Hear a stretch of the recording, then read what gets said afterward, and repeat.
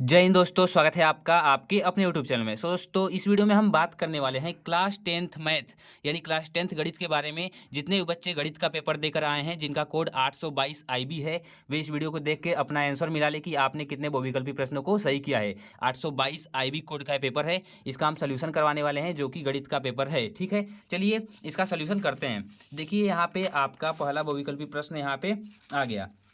आपका पहला बहुविकल्पी प्रश्न है कि यदि 65 और 117 के HCF को 65P और 117 के रूप में व्यक्त किया जाए, 65P माइनस 117 के रूप में व्यक्त किया जाए तो P का मान क्या होगा। तो P का मान आपका क्या होगा, तो इसमें आपका जो B वाला ऑप्शन है वो क्या है, बिल्कुल करेक्ट है, क्योंकि जो दो है इसका सही राइट ऑप्शन है। ठीक है, तो इसका B वाला ऑप्शन क्या है, बिल्कुल राइट ऑप्शन है। आपने कितने सही किए कितने गलत किए कमेंट करके आप जरूर बताएंगे। देखिए आपका यहाँ पे दूसरा क्वेश्चन है कि 2tan 45 बटा 1 प्लस टेन स्क्वायर 45 का मान होगा। 2tan 45 बटा 1 प्लस टेन स्क्वायर 45 का मान कितना होगा, क्या -1 होगा या फिर 0 या फिर 1 या फिर 2। तो जो दूसरा वाला ऑप्शन है उसका आपका क्या सही है, तीसरा वाला यानी कि एक। इसमें जो सी वाला ऑप्शन है क्या है, बिल्कुल राइट ऑप्शन है। 2tan 45 बटा 1 प्लस टेन स्क्वायर 45 का मान कितना होगा, 1 होगा। ठीक है, दूसरा आपका तीसरा क्वेश्चन यहाँ पे है कि 15, 18 और 24 का लसा है, यानी 15, 18 और 24 का लघुत्तम समापवर्त क्या है। तो जो आपका तीसरा वाला क्वेश्चन है इसका आपका कौन सा सही है, 90 या फिर 120 या फिर 240 या फिर 360। तो जो बी वाला ऑप्शन है आपका 120 वो बिल्कुल राइट ऑप्शन है। जितने बच्चे बी को मारे होंगे उन लोगों का क्या होगा, सही होगा।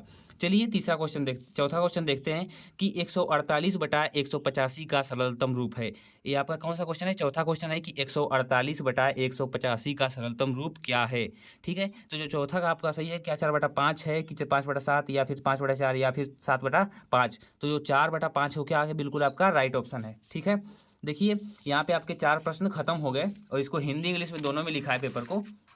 ठीक, पांचवा आपका है कि P के किस मान के लिए समीकरण 3x माइनस वाई प्लस 8 बराबर 0 और 6x माइनस पी वाई बराबर 16 संपाती रेखाएं निरूपित करती हैं। तो मैं आपको इसमें बता दूं कि इसमें दोनों ऑप्शन सही आपको लग रहे होंगे, -2 और 2, लेकिन इसमें आपको बी वाला ऑप्शन को करेक्ट कर देना है। ठीक है, और इसमें दोनों जनरल मार्किंग इसमें की जाएगी। शायद प्रश्न आपका थोड़ा मोड़ा गड़बड़ है, पाँचवा वाला प्रश्न इसको आप मिला लेंगे, लेकिन इसमें 2 वाला ऑप्शन क्या है आपका सही है, बी वाला ऑप्शन सही है। पाँचवा क्वेश्चन आपका हो गया। अब छठवां क्वेश्चन देखते हैं।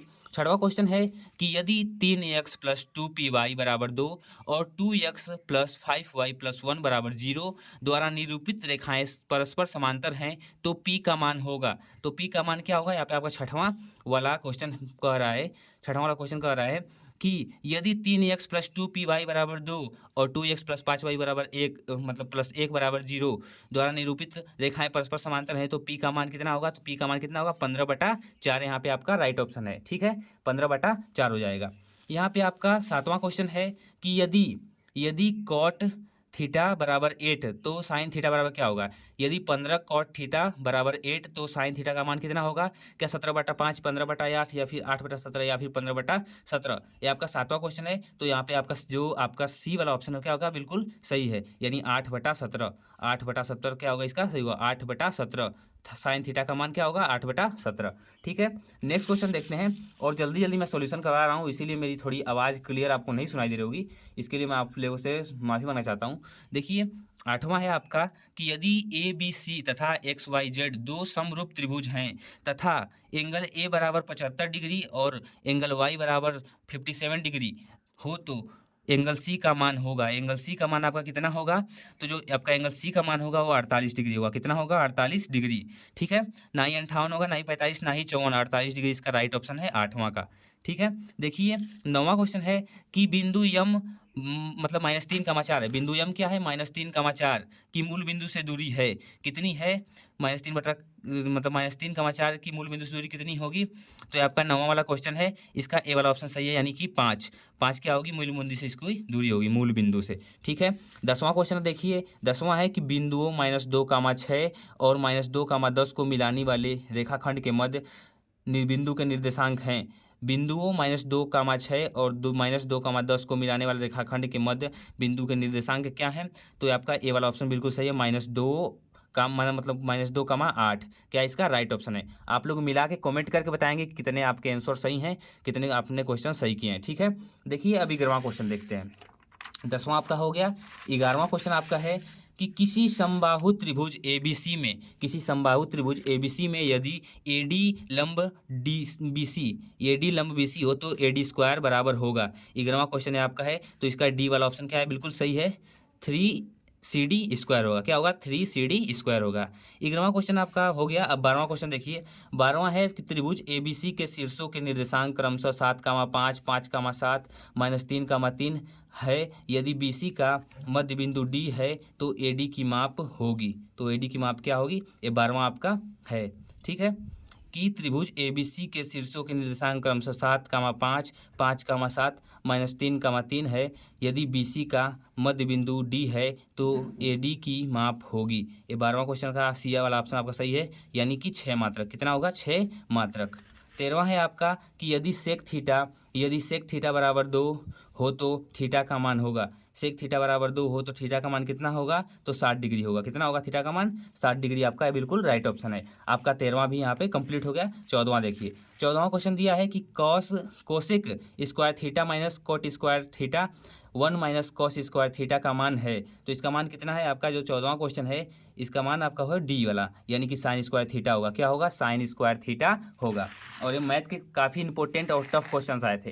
पहली बार ऐसा हुआ है कि एग्जाम में जो बहुविकल्पी प्रश्न आते हैं टफ क्वेश्चन आए हैं। ठीक है, एक लंबवृत्तीय बेलन के आधार का क्षेत्रफल, 15वां है कि एक लंबवृत्तीय बेलन के आधार का क्षेत्रफल 9 पाई सेमी स्क्वायर है तो उसके आधार की त्रिज्या होगी। तो 15वां क्वेश्चन का जो आपका ऑप्शन सही है ए वाला, कितना होगा, 3 सेमी। कितना होगा, 3 सेमी इसका राइट ऑप्शन है। ठीक है, आपका 16वां क्वेश्चन है कि 4 सेमी त्रिज्या वाले वृत्त के अंतर्गत खींचे जा सकने वाले वर्ग का क्षेत्रफल कितना होगा। 4 सेंटीमीटर त्रिज्या वाले वृत्त के अंतर्गत खींचे जा सकने वाले वर्ग का क्षेत्रफल होगा। ये 16वां क्वेश्चन है। 16वां का बी वाला ऑप्शन क्या है, बिल्कुल सही है, यानी कि 32 सेमी स्क्वायर। अब आपका 17वां क्वेश्चन है कि निम्नलिखित सारणी के माध्य होगा, निम्नलिखित सारणी से माध्य होगा। तो आपका 17वां का है 6 मतलब कि आपका ऑप्शन है 6, 6.2, 6.6, 6.8 आपका ए है। ये कौन सा क्वेश्चन है आपका, 17वां वाला। तो इसका सी वाला ऑप्शन क्या होगा, बिल्कुल सही होगा, 6.6 इसका राइट ऑप्शन है।